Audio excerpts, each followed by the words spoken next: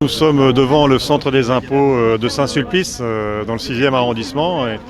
Eh bien, les militants d'Attaque qui ont procédé avec les militants de Bizy à des réquisitions citoyennes de chaises dans des agences bancaires, notamment HSBC et la BNP Paribas, eh bien, vont remettre 2 de ces chaises aux agents des impôts, représentés ici par Solidaire Finances Publiques, pour les aider dans leur mission, pour qu'ils soient mieux assis pour travailler contre la fraude et l'évasion fiscale dans les semaines et les mois qui viennent. On va appeler les fonctionnaires des finances à la conscience et à leur dire « faites quelque chose ». Les militants d'Attaque arrivent avec les chaises. Ils viennent à la rencontre des agents des finances publiques.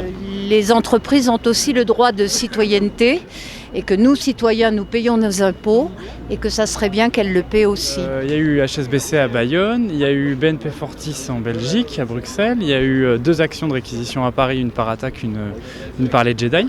Donc on est au début d'un mouvement. L'objectif de cette affaire-là, c'est d'obtenir une avancée majeure dans le cadre de la lutte contre la fraude et l'évasion fiscale. Et oui, parce que BNP Paribas possède 120 filiales dans les paradis fiscaux, dont pas moins de 6 filiales aux îles Caïmans.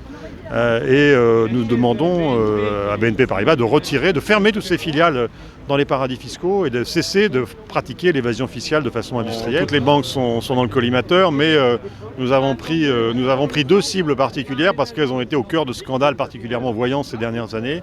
Et nous pensons que nous pouvons les faire reculer, les faire céder et finalement obliger les pouvoirs publics à interdire l'activité des banques françaises dans les paradis fiscaux. Imaginez que nous allions tous verser nos salaires à l'étranger, en Suisse, au Luxembourg, à la Cité, pourquoi pas, qui est quand même un très beau paradis fiscal.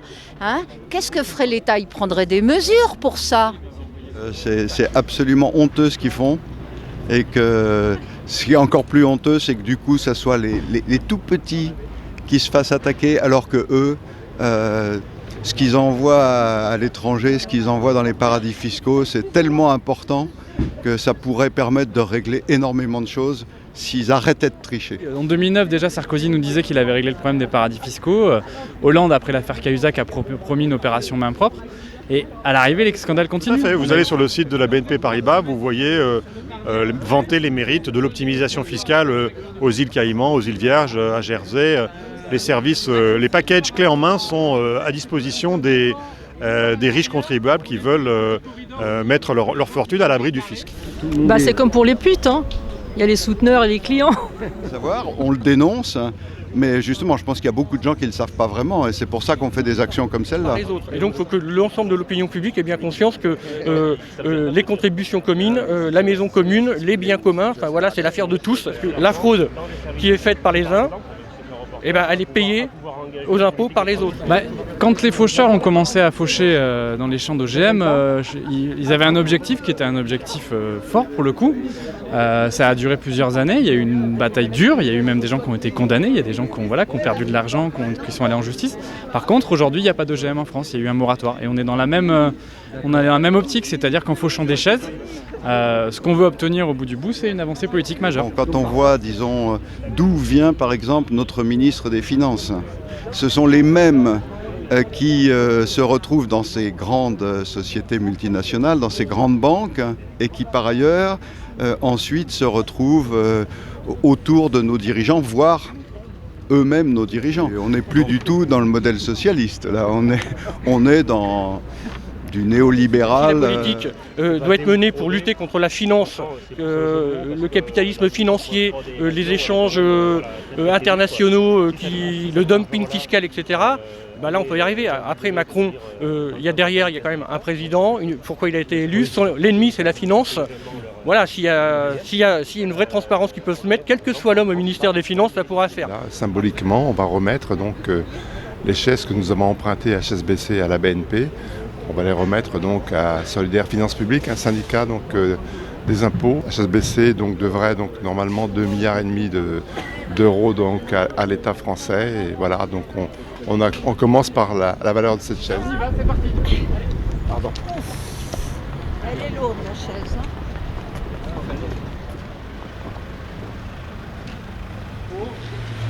Nous sommes un groupe de faucheurs de chaises Nous avons réquisitionné ces 2 fauteuils auprès des agences HSBC Bayonne avec nos amis de Vizy au Pays Basque et la BNP Paribas boulevard Voltaire à Paris. Nous considérons qu'il s'agit d'une avance que ces banques doivent aux contribuables français, au budget de l'État, aux services publics, car depuis de nombreuses années, ces banques organisent l'évasion fiscale à une échelle industrielle. Nous savons que 60 à 80 milliards d'euros par an manquent au budget de l'État. C'est pratiquement la totalité du déficit public aujourd'hui qui est attribuable à l'évasion fiscale et à la fraude fiscale. Nous demandons la fermeture immédiate des îles, des filiales de BNP Paribas aux îles Caïmans. Il y a 6 filiales, il faut savoir qu'il y a au total 170 filiales aux îles Caïmans dans les paradis fiscaux pour BNP Paribas.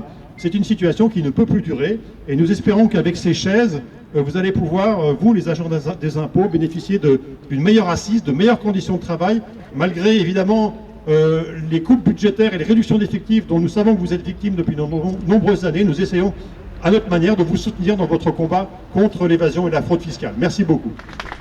Merci, chers camarades. C'est avec plaisir au nom de Solidaires Finances Publiques et en tant qu'agent des finances publiques que nous acceptons cet acompte sur ce qui est dû à l'État français. Comme tu l'as rappelé Thomas, la fraude fiscale en France c'est 60 à 80 milliards d'euros chaque année. Depuis 2008 et la crise, il y a eu un certain nombre d'affaires qui ont été révélées, Bettencourt, Cahuzac, HSBC, et qui montrent les limites des moyens qu'on a pour lutter justement contre cette évasion fiscale. On attend des actes concrets pour pouvoir remplir nos missions et de détection et de recouvrement des impôts dus dans le cadre de la fraude fiscale. Voilà, merci.